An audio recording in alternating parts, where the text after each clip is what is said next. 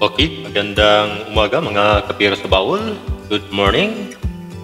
Pasalamat natin sa Diyos na Ama dahil lagi tayong ginabayan sa lahat ng oras. Kaya tayo nakagawa sa mga bagay na gusto natin dahil diyan siya. So thank you Lord. Salamat din sa mga magiliw natin mga subscriber at sa aking programa Pira sa Bawol. At sa mga hindi pa nag-subscribe, subscribe na at pindutin ang bell button para update tayo sa mga bagong upload o bagong video na aking in-upload. Panoorin mula umpisa hanggang dulo para marami tayong matutunan na makuhang kalaman tungkol sa mga barya na nasa paligid natin na sa ating bansa o galing sa ibang bansa. So thank you.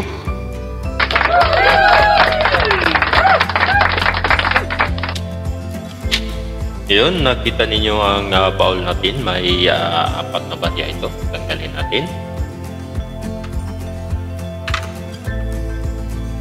Yun po, yung tira na unang talakayin natin. Yung Dominican coins 25 centavos. Po, zoom po natin. Yun po, yung pera natin na Dominican. Parang nakakart ito. Tapos may dalawang baka yata itong nagtila nito. So para malaman natin ang kabuang record o katangian ng barya, punta tayo sa kanyang pictures. Issuer, Dominican Republic, value 25 centavos, year 1990. Ito yung pira natin, 1990. Composition, nickel clad steel. Kaya makintab ito ang natin. Nickel clad steel ito. With 5.7 grams diameter, 24.25 mm, thickness 1.8 mm, shape brown. Obverse. Yung obverse, name of country, coat of arms, year of the issue. So yan po yung obverse. Kita natin sa obverse, year of country. Yung coat of arms sa gitna. So yun po yung pera natin. Yung reverse niya, yan po yung reverse to oxen polling cart. Dalawang oxen ito naghihila sa cartilla. Denomination above, mint in Winnipeg, Canada. So sa Winnipeg, Canada ito. Sa United Kingdom ito naman. Ito ay isa din sa mga barya na tinatawag na Royal Mint. So price na numista ng atin pong barya, may price na numista 34 pesos. So malaki na sa ating 25 Dominican coins 1990. So yun po ang price natin sa numista, legit price yan. Kinuha natin sa numista. Tungo tayo sa online selling sa eBay. Silipin natin sa eBay. Mayroon naka-display sa eBay. $6.50. So okay, malaki yung naka-display sa eBay yung presyo. Kasi itong mga Dominican, bihira na kasi itong makaikot dito sa atin sa Pilipinas. Madalas natin matanggap rito, madala, Queen Elizabeth. Yun ang marami. Maraming nag-abroad sa United Kingdom kasi peaceful. So maraming nakadala dito ng mga barya, mga Queen Elizabeth.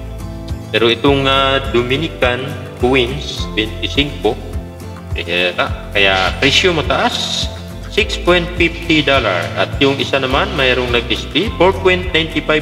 So magkahabo lang ang presyuhan nila. So yun ang presyo ng 25 cents Dominicans mula sa online selling sa eBay. Okay, tungo naman tayo sa sunod na barya na atin pong talakayin. Ang barya nating talakayin ay ito po yung Bahamas. Yun po yung pera natin ay 5 cents 2005 Bahamas. Yan po, 2005 po yung pera natin. Commonwealth of Bahamas ito.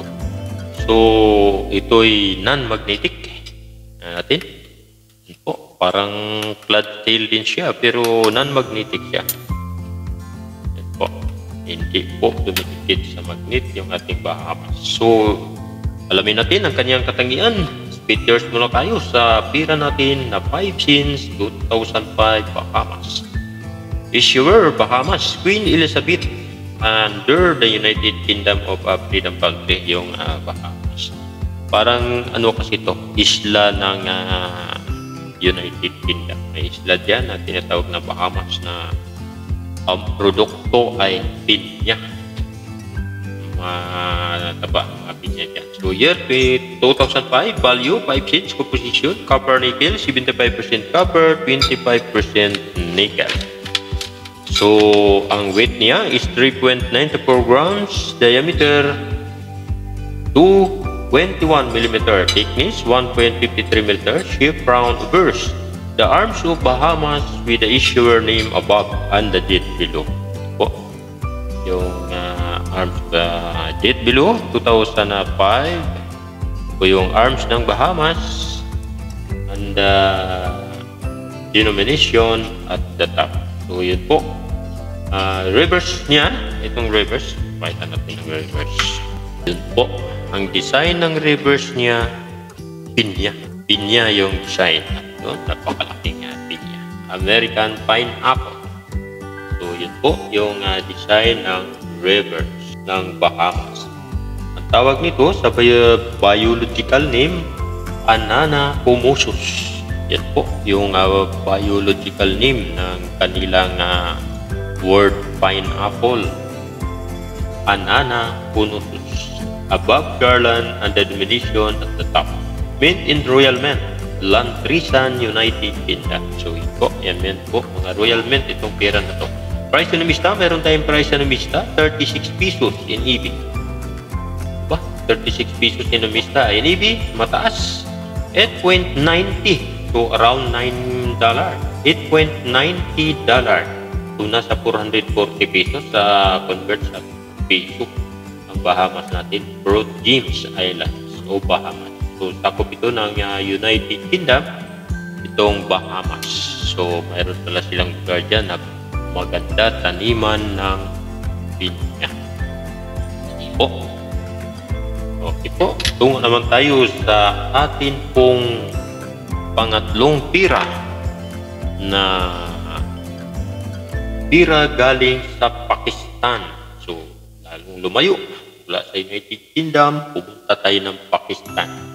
So, ang atin pong ano dito, assorted items po tayo. Gagala po yung paiba-ibang bansa. So, ito po ay 5 rupees coin Pakistan 2004. Yan po, kita nyo, 5 rupees Pakistan 2004. Ang year niya, makita natin sa likod. Yan po, mayroong araw dyan at saka isang star. Ang araw niya ay form ng water. So, yan po. Para malaman natin ang buong katangian ng pera, alamin natin ang kanyang figures. Pakistan, Bilong Islamic Republic. So, yun na binuto sa Islamic Republic. Year 2004, value 5 rupee. Composition, copper nickel, weight 6.5 grams, diameter 24 mm, thickness 2.1 mm, shape round, obverse, star at crescent. So, yun po yung obverse niya na may makita tayong star. Yan po. At saka yung crescent. Yan po. Yan po ang tawag nila. At saka denomination below. So, yun po yung obverse.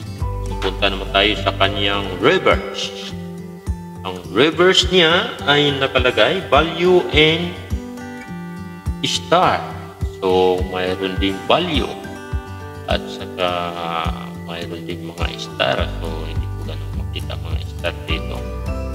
Siguro.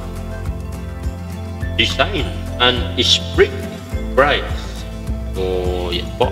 Yung value niya, sprig price. So price ng Vista, mayroon tayong price ng Vista.